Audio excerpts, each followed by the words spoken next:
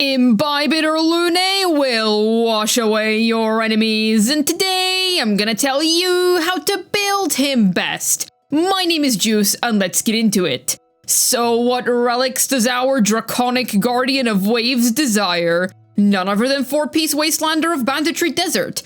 It's pretty clear as to why this is one of the dragon's best picks. You get a neat 10% imaginary damage bonus from the 2-piece, while being able to access a delicious sum of crit from the full set effect. The condition of enemies being debuffed is pretty easy to achieve, but the imprisonment means that Dylan is best used in imaginary weak battles, which you should be doing with him already in the first place anyway. The only other 4-piece to consider would be Wild Wheat, which does have the benefit of being more flexible over banditry, but it's not that much worse than it, so the consistency can honestly be preferable, especially if you have a fantastic Wild Wheat set. A solid Daniel choice. As for 2-piece mix and match sets, go for attack percent, damage percent, imaginary percent, and speed percent. As for his 2-piece string and orb, simple. You're gonna want to opt for 2-piece Rudolent Arena. The main meat of Dylan's damage share comes from basic attacks, so the fact that Rudolent buffs those makes it his ideal 2-piece choice. Inert Salsato is a very good alternative. The follow-up attack percent is useless, but the ult percent is pretty neat. Rudolent's basic buffs are a lot better,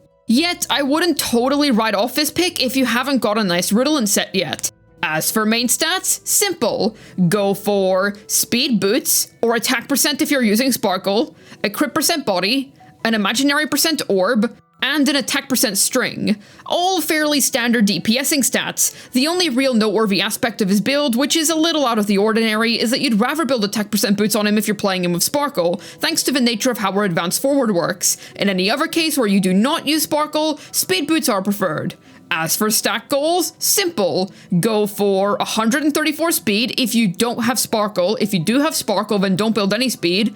2,800 attack on a 4-star light cone, 3,500 attack on a 5-star light cone, and 70 to 100% crit rate and damage. His relic picks are pretty straightforward. If you already have a Musketeer set, which is insane stats-wise due to how common the pieces are, then I'd say there's no need to farm out a full imaginary percent set for a 7% damage increase. Farming 2-piece banditry and pairing it with a strong 2-piece musketeer combo will be both strong and consistent, however. Rudolent Arena remains as his best insult de facto 2-piece set. Considering that it's paired with the almighty Broken Keel, I say it's certainly worth farming for.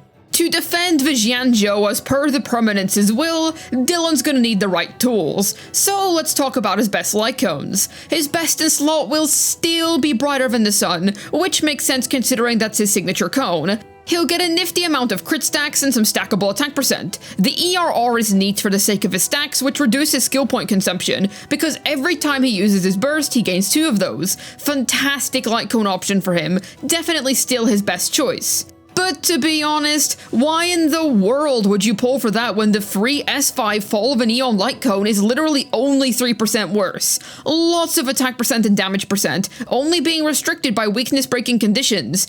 Which, as always, you should be fulfilling anyway. Great free option. Otherwise, if your Eon Cone is in use, then you can use Under the Blue Sky, which ends up being his 3rd best option if you have it at S5. His light cone options haven't really changed since the old days. The same set of light cones are still his best. If I didn't mention your personal preferred choice, then have a look at this list to see where your ideal pick ranks.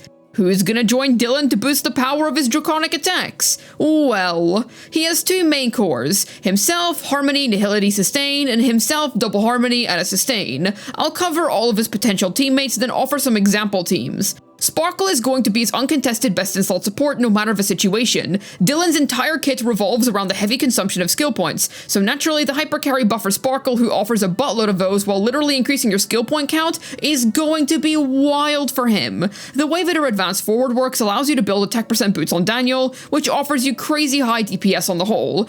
If you want your Imbibitor to be at his absolute best, then this insane young lady is the right way to go. Robin is also pretty great for the guy. Her follow-up attack buffs won't be useful here unless Adventurine is your sustain, but the sheer amount of valuable generalist buffs she provides makes her one of this dude's most valuable teammates on the whole. You can play her alongside Sparkle for a powerful double harmony duo. My only major qualm with having no debuffing sources in your team is that the likes of 4-piece banditry won't be at their full potential. But if you're using more generalist sets, such as Musketeer, then you'll be fine. E1 S1 Bronya was the status quo before Sparkle came out. This is because both for E1 and S1 offer Bronya a way to be a powerful buffer alongside not having a totally rank skill point economy. Plus, she might occasionally generate an extra skill point every now and then. I don't recommend this combo without both her main light cone and E1, but if you have those two, then the combo is a highly effective substitute for Sparkle. Pela's a fantastic AoE debuffer who can help Dylan trigger any debuff-based set or cone effects, while also simply helping the dude deal more damage. Her skill point positive nature is also highly in the dragon's favor. Great 4-star teammate for the guy, and a fantastic budget option in general. 4-star Ting Yun is good for a few reasons. First off, heavy buffing which helps the dude deal more damage, plain and simple. Second off, that energy regenerating ult of hers. It's not so much Dylan's ult itself that matters, but rather the skill point that you save from using it, considering that his ult generates 2 skill point saving stacks for him.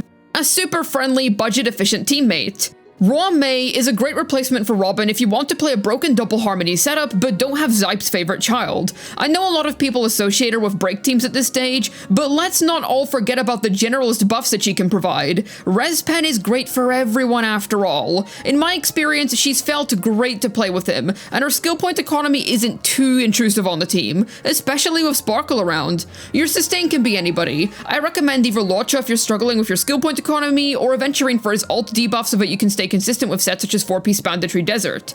Example teams include Dylan, Sparkle, Robin Sustain, Daniel, Sparkle, Rom May Sustain, Dragon Guy, E1 S1 Bronya, Pela Sustain, The Dude, Rom May, Pela Sustain. You get the idea by this stage. Yet how does our lizard lad work? Well, his unenhanced basic deals 1 basic imaginary strike to a single foe. Wowza. His skill can enhance his basic to 3 different stages. Each stack will boost his crit damage with a max of 4 stacks at his maximum enhancement. Your goal is to try and do his 3rd level basic as many times as you possibly can. His ult will have him fire down a large imaginary blast down on enemies, which also gives him 2 skill point saving stacks. He can have up to 3 at a time, and essentially what they do is that every time you charge up his basics with some of those stacks, he will use those instead of skill points. This helps lighten the burden of skill points when it comes to your team's skill point economy. His talent increases his damage based on how many times he hits a foe, and this can stack up to 6 times. All of his attacks are multi-hit, but his final one does a ton of multi-hits, so a few major blasts at the end will be buffed. At least that's the idea. As for Ascension passives, simple. His A2 will have him regen 15 energy at the start of any battle. Nice for working towards building up his ult for the sake of generating more skill point saving stacks.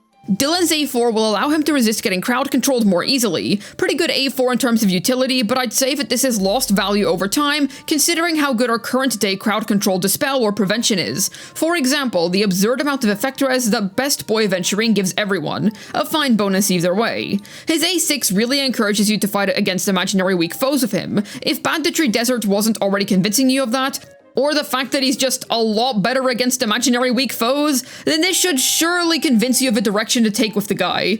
As for Dylan's trace priorities, simple, go for this. Do not ignore any of his traces. His basics are the main meat of his kit, a large majority of his damage share scales off of them, so don't ignore them.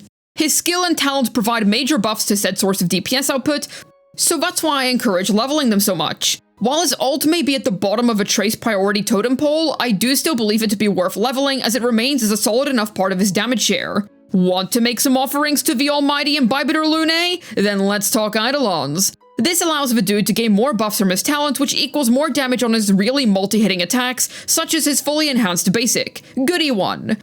This allows Dylan to not only reduce his skill point consumption by quite a great amount thanks to the extra skill point saving stack, but dish out numbers very frequently thanks to the advance forward. Pretty nifty Eidolon for the dude. Excellent trace buffs down in his E3. These buff his main major source of damage. This mostly allows your ult to be buffed whenever you use it during not Dill's turn. You know when you cast an ult but it's not that character's turn yet? Yeah, that's what this Eidolon is trying to achieve.